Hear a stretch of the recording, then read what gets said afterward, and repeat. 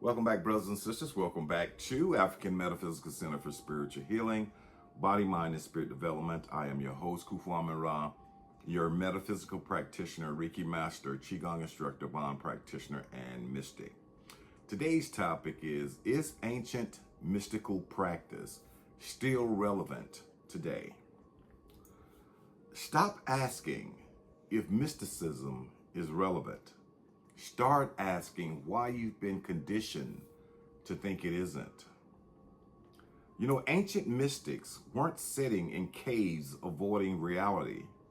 They were the original consciousness hackers, the ones who understood that external power isn't nothing without internal mastery. While everyone else chased gold, they chased gnosis, knowledge. And that knowledge, it's worth more than any market cap. Here's the truth nobody wants to say. You're overstimulated, underaligned, and spiritually bankrupt. Not because you're weak, because you've been fed a diet of shallow productivity hacks, when what you actually need is depth. Real depth. The kind that makes you uncomfortable. Mysticism isn't about crystals and good vibes. It's a rigorous technology of consciousness that demands everything from you. And in today's climate, that's exactly why it works. If you practice mysticism, here's how you weaponize it. First, treat meditation like a boardroom strategy session with your soul, not relaxation, interrogation. What patterns are you running? What stories are you enslaved to?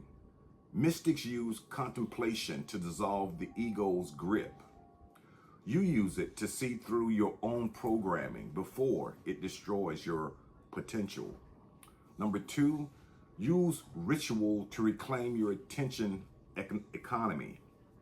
Your attention is being strip mined by apps designed by neuroscientists.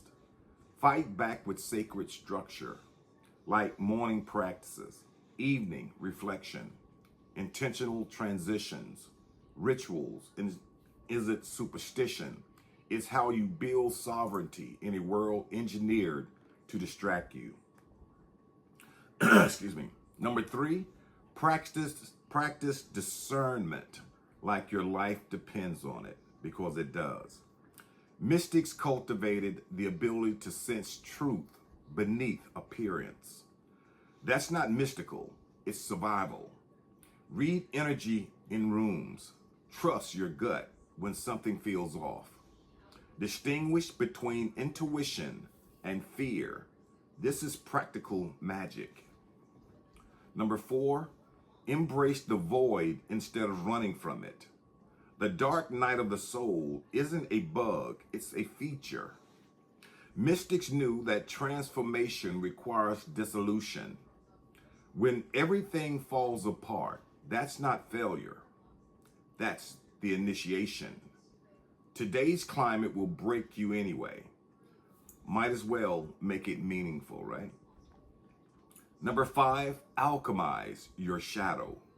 The mystics didn't transcend their darkness, they integrated it.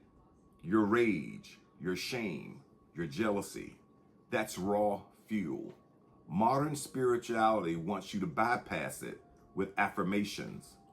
Real mysticism demands you turn lead into gold by facing what you've been avoiding.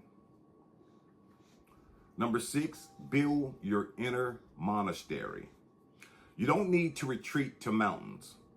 You need an unshakable center while standing in the fire. Cultivate that space inside where the noise can't reach.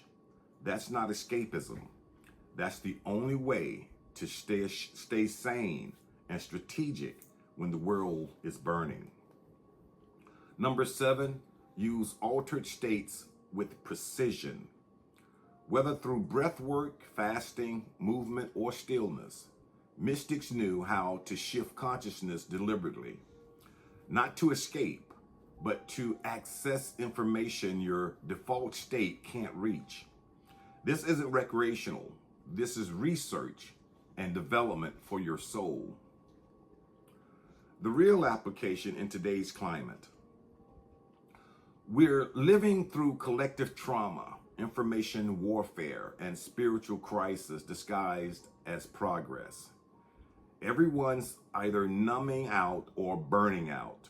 Mysticism offers a third path. Wake up.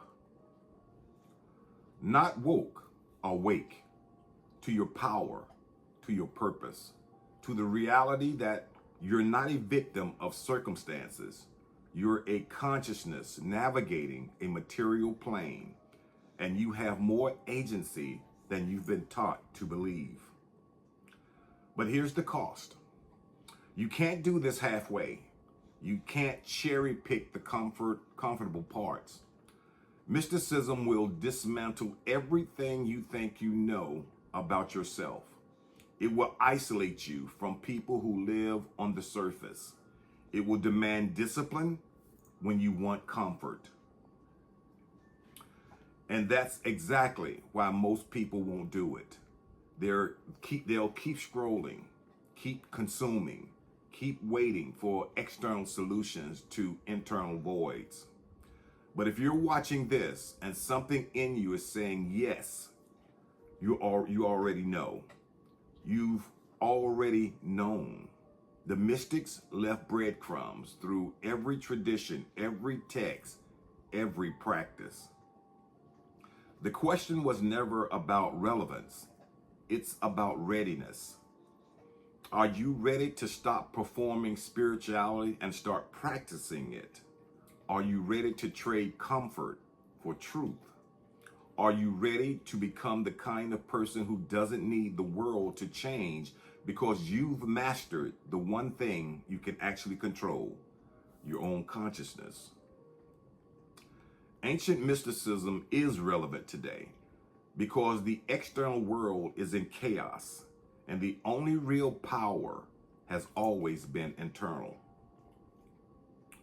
So, practice not for enlightenment, not for peace. Practice because it's the most rebellious, strategic, and necessary thing you can do in a world that profits from your distractions. So until next time, thanks for stopping by. Ashe, ashe, ashe.